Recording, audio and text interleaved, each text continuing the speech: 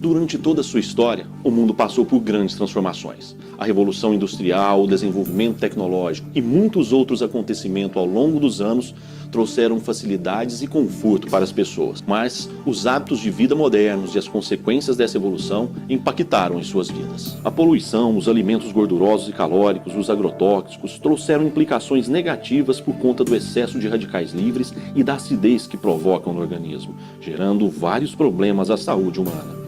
Artrite, diabetes, arteriosclerose, osteoporose são algumas enfermidades diretamente relacionadas com o excesso de radicais livres e o aumento da acidez. Em 1931, o Dr. Otto Wendt Warburger recebeu o Prêmio Nobel de Medicina pelo que a comunidade científica chama de a descoberta de todas as doenças. Em 1954, cientistas anunciaram que a causa do envelhecimento precoce está relacionada ao excesso de radicais livres no organismo. E como combater tudo isso então? Seria preciso utilizar algo que as pessoas têm acesso fácil e consomem todos os dias para que a eficácia em qualquer método pudesse ser garantida. Mas o que seria então? A resposta estava na água. Foi a partir daí que a Timol desenvolveu uma forma de melhorar a qualidade de vida das pessoas, o Silocimol, um dispositivo que magnetiza a água que bebemos. Essa supermagnetização, gerada pelo Silocimol, modifica a estrutura molecular da água através de uma reação química chamada hidrólise. É simples. Sabe o que isso significa? Mais oxigênio, menos acidez na célula e a redução dos excessos de radicais livres. Ou seja, se esse é o ponto de partida para o aparecimento de várias enfermidades, nós podemos fazer a prevenção combatendo as causas, matando o mal pela raiz. Prevenir é o melhor remédio. São milhares de depoimentos espontâneos de pessoas que fizeram uso da água magnetizada pelo Silocimol. Assista e veja agora do que é que eu estou falando.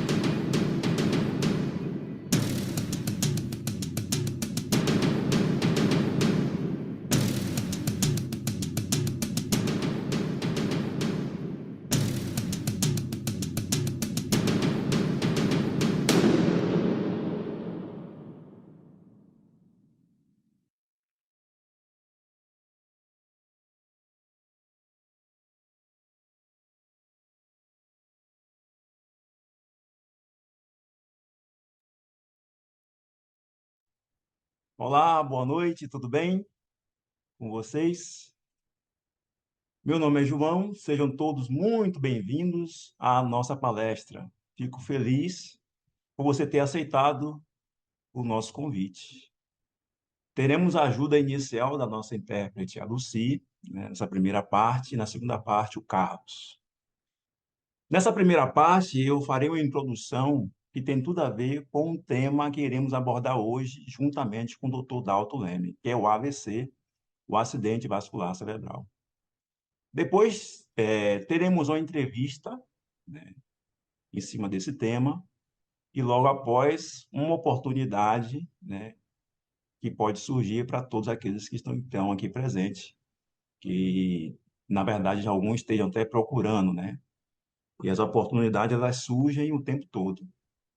Então, dentro do contexto do que iremos considerar, e tem tudo a ver com o que a gente vai conversar, é sobre esse aspecto aqui que está relacionado com a modernidade nossa, né? Observe aqui que eu vou compartilhar com vocês a tela e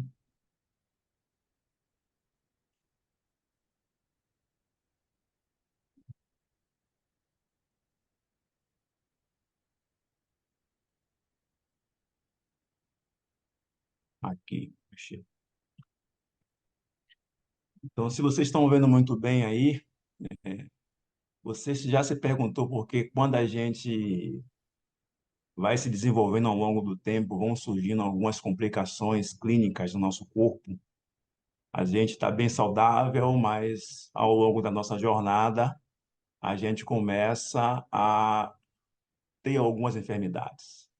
E como aí o slide está mostrando muito bem, muitas das causas têm a ver com a modernidade. Esse primeiro alimento aí, que tem a ver muito com o alimento industrializado, processado e ultraprocessado. É uma das janelas onde vêm as enfermidades, né? Porque a partir daí você começa a introduzir produtos que não vai contribuir nutricionalmente para o nosso corpo, de forma nutricional. E o segundo, que é o refrigerante, que é uma substância muito ácida para o nosso corpo, né, e tem uma glicemia de 537, mais ou menos, e isso, em uma latinha, provoca no nosso corpo uma série de processos inflamatórios, junto com o alimento. E a gente tem uma culinária muito rica em carboidratos, né? E isso tem gerado uma série de processos juntamente com a parte agrícola, que é o processo de intoxicação. Para produzir em escala, como a gente precisa hoje, há necessidade de você colocar o agrotóxico para produzir. E tem tudo a ver com o que esse senhor descobriu em 1931. Por quê? Se em 31 ele já sabia, a comunidade médica, que a acidez está relacionada a uma série de doenças e principalmente ao câncer, então cabe a cada um de nós prestarmos atenção naquilo que nós ingerimos e colocamos na nossa mesa ou que damos para a nossa família. Porque essa obra sobre a acidez, né, uma obra chamada Metabolismo dos Tumores, o Dr. Otto, que foi um alemão, ele demonstrou de muitas formas, que o câncer ele se desenvolve por duas condições básicas, a acidose e a hipóxia, que é basicamente a acidez do sangue e a falta de oxigênio, né? E ele disse que todos os tecidos cancerosos são tecidos alcalinos, são tecidos ácidos, na verdade, e todos os tecidos saudáveis são tecidos alcalinos. E essa premiação foi em 1931 que ele rendeu o Nobel de Medicina. Então, aqui a gente começa a parar para raciocinar naquilo que nós estamos ingerindo, porque a gente não pode só simplesmente atribuir a uma solução para os nossos problemas em um comprimido, em uma rotina rápida, desde quando a gente tem introduzindo coisas que têm produzido uma acidez e uma baixa oxigenação. Aliado a essa descoberta que já foi em 1931, e aí a gente tem essa descoberta aqui que foi em 54, onde surgiu as primeiras pesquisas relacionadas ao radical livre. Algum de vocês talvez já ouviu falar, mas o radical livre é basicamente essa ilustração mostra muito bem clara, né? Uma corrosão, como se fosse uma ferrugem. Aí é um átomo isolado de oxigênio que se torna prejudicial em excesso no nosso corpo. Um átomo ele tem ao redor dele mais ou menos 6 elétrons, e quando ele perde um elétron, ele faz esse processo de corrosão, e esse processo é feito continuamente nos nossos órgãos, se a gente não tiver um equilíbrio. Tudo precisa ser equilibrado no nosso corpo.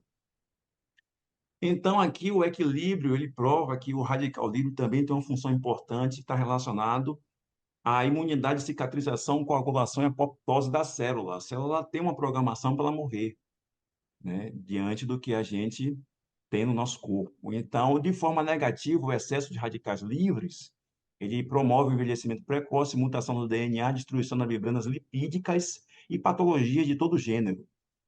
Então, aqui em 54 se descobriu isso, e em 31 o que o Dr. Otto falou. Então, a gente começa a ter uma noção de que a gente pode ter ciência de que há e pode ser reduzida a acidez e o excesso de radicais livres no nosso organismo. Se você se perguntou isso, essa é a ponte, é a primeira aspecto base do nosso projeto: reduzir a acidez e diminuir o excesso de radicais livres no nosso organismo. Então, vamos entender aqui uma reação química muito básica, mas ao mesmo tempo é um pouco complexo de entender, né, de se assimilar. Porque a gente entendeu no só nosso subconsciente, a gente entende a água como H2O, na verdade é. Mas o processo de absorção é que está o problema. Quando há o processo de hidrólise da água, quando há uma quebra da água, então forma-se um íon de hidroxila e um íon de hidrogênio. E essa água, quando ela forma um íon de hidroxila, ela se torna ionizada. Então, ela fica mais leve, né? Ela tem uma tensão superficial muito mais leve e de fácil absorção. Uma coisa interessante nesse processo químico é esse aqui. Quando tem um íon de hidroxila que tem carga negativa, e ele se junta aos polivalentes, que são os minerais essenciais para a vida, que é o cálcio e o magnésio. Você observa que os opostos se atraem, e aqui a gente começa a responder a primeira pergunta, a parte da pergunta que foi feita, né? Como é que a gente pode reduzir a acidez? É a questão da absorção, a forma de como a gente absorve. Quando a água está ionizada, ela pega esses minerais que ela condensa, ela forma um hidróxido alcalino. E esse hidróxido alcalino a gente consegue ingerir de uma forma que a gente absorve 3 vezes mais rápido, e isso reduz a acidez do nosso organismo. Pronto, respondemos a primeira parte da pergunta. E a segunda parte relacionada aos radicais livres. Observe que tem um íon de hidrogênio. O que é que acontece com esse aglomerado de íons de hidrogênio? Vamos observar aqui.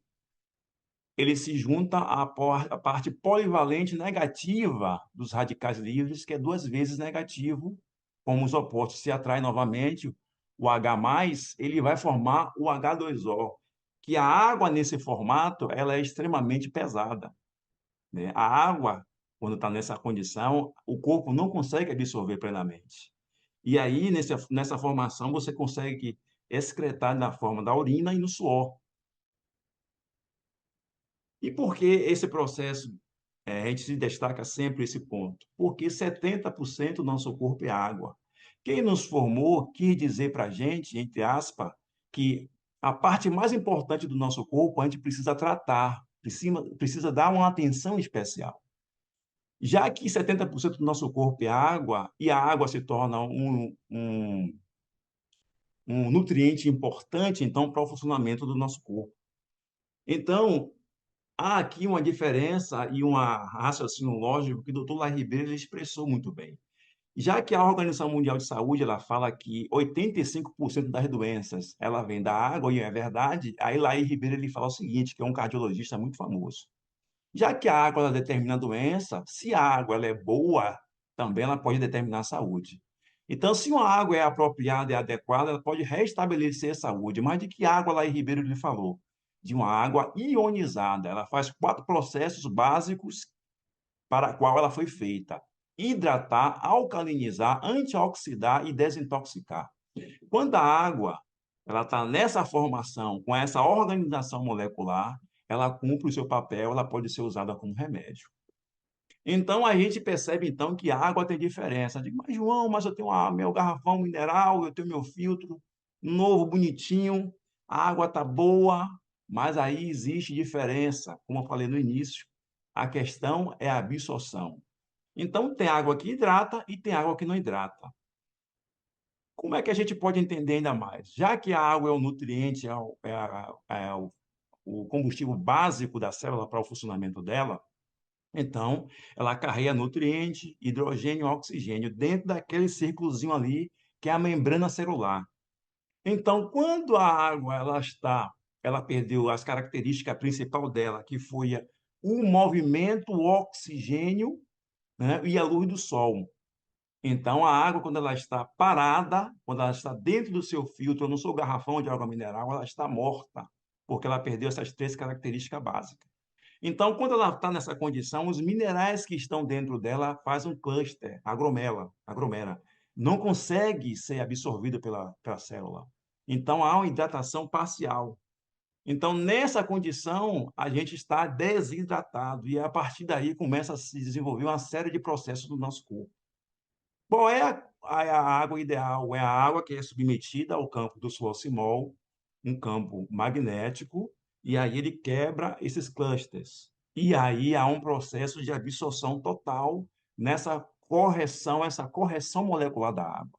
Então, dentro desse contexto aqui, eu consigo absorver a água, a célula consegue absorver as enzimas essenciais, ou coenzima Q10, por assim em diante, né? A mitocôndria consegue gerar melhor ATP, há uma absorção melhor, então o processo fisiológico do corpo ele funciona mais plenamente. Então, há uma desintoxicação celular, uma hidratação celular e uma limpeza intracelular. Então, a partir daqui, você começa a entender como o nosso corpo ele passa a funcionar de uma forma mais plena, né? E isso é muito bom para o nosso corpo. E aí eu vou conversar agora, vou chamar aqui o Dr. Dalton, e ele vai, agora vou introduzir ele dentro desse contexto tem a ver muito com o AVC, e aqui eu vou destacar aqui para ele as qualidades do Dr. Dalton aqui, antes, né, de a gente conversar com ele, e ele explanar para a gente esse ponto importante. O Dalton, ele tem certificação pela Faculdade Hélio Alonso, no Rio de Janeiro, a Universidade Newton Paiva, no Minas Gerais. Ele é acupunturista pela EOMA, em São Paulo, ozonoterapeuta pela NEPUGA, em São Paulo, terapeuta ortomolecular e hidrólogo há 22 anos, né? Aí, quem tiver interesse em ter contato com o Dr. Dalton ou consultas, você vai no site dele, ó, terapeutadaltonm, tudo junto.com.br. Então, feita a apresentação e introdução do Dr. Dalton, Dalton, eu faço uma pergunta para você. Qual a relação entre a água, o fornecimento de sangue e oxigênio para o cérebro? Olá, João. Pergunta boa, hein? Pergunta muito boa. Então, nós percebemos aí que nessa palestra vocês vão perceber a forte relação que tem isso, né? Por quê? Nós percebemos que, principalmente depois da pandemia, né? O aumento de AVC foi muito estrondoso, né? Parece que teve um boom, uma explosão, né? E temos percebido que antigamente pessoas com mais idades acabavam sendo vítimas do acidente vascular cerebral, né? Só que ultimamente nós percebemos que pessoas novas, além de aumentar a quantidade de infarto do miocárdio, muitas pessoas, até mesmo consideradas novas, têm tido problema com acidente vascular cerebral. Então, visto que nós já estamos falando sobre algo muito interessante aqui, né? Que é a qualidade de água, como que essa água ela pode interagir no seu organismo para que realmente isso possa ser preventivo, né? E diante de um quadro patológico tão acentuado como esse, né? Então vamos lá. Então, a quantidade de água dentro do corpo humano, nós sabemos que ela varia, né? Varia com questão de idade, tamanho corpóreo, peso, né? Agora você já parou para se perguntar quais são os órgãos que mais têm água dentro de si no corpo humano? Os órgãos com mais água são os pulmões, em primeiro lugar, depois, em segundo, vem o fígado, também seguido pelos rins, o sangue, que nós sabemos que é a constituição nossa, né? A constituição sanguínea, o sangue e, posteriormente, o cérebro. E depois nós vamos continuando dividindo, né? Os músculos, coração. Então, dessa forma, nós paramos e analisamos o quê? A água, ela é vital, ela é vital ao funcionamento saudável do cérebro de cada um. Como que pode, então, se eu ingerir uma quantidade pequena de água, afetar o meu cérebro? Nós vamos citar alguns fatores aqui que contribuem para isso e o que pode acabar acontecendo. Sabe aquelas pessoas que não têm hábito de tomar água? É muito comum hoje, né? Às vezes você começa a falar para a pessoa de uma boa qualidade de água, que essa água vai fazer um detox no seu organismo, né? Eu já vi muitas pessoas falar assim: ah, eu não tomo quantidade adequada de água porque eu começo a fazer muito xixi. Muito bem. Se você tem o seu carro, por onde sai os gases venenosos do seu carro? Pelo escapamento, não é? E o ser humano solta através das fezes e da urina. Então, quer dizer, se você está tomando uma boa água de qualidade, que ela promove uma limpeza dos metais pesados e tudo no seu organismo, ela tem que ser excretada. E a maneira principal que ela é excretada é através da urina. Para vocês terem uma ideia, eu como ortomolecular, eu trabalho muito a questão dos tipos sanguíneos, né? Sabemos que tem o sangue A, o sangue B, o sangue AB e o sangue O, que é o mais conhecido, que é o tido como universal, né? Por incrível que pareça, algumas pessoas me convenceram com o seu hábito, com o seu modo de vida, que parece que nós vamos ter um outro tipo sanguíneo. E eu vou contar para vocês por quê. Atendendo uma pessoa um dia com sérios problemas de saúde, aí eu perguntei para essa pessoa quanto que ela tomava de água. Ela me falou, não, eu não tomo água, eu não consigo tomar água. Mas como assim você não toma água? Né? É estranho você ver uma pessoa falar isso, né? É, eu não consigo tomar água. Eu falei, mas então como é que você faz? Ela falou, não, eu tomo coca. Essa pessoa chegava a tomar essa garrafa PET de 2 litros, ela chegava a tomar 3 garrafas dessa por dia. Ou seja, 6 litros de Coca-Cola. Vocês já imaginaram? Aí eu comecei a brincar. Falei, logo, logo vai ter o sangue C, que é a geração Coca-Cola. Uma brincadeirinha só para descontrair, tá bom? Mas vamos lá. A água é vital para o funcionamento saudável.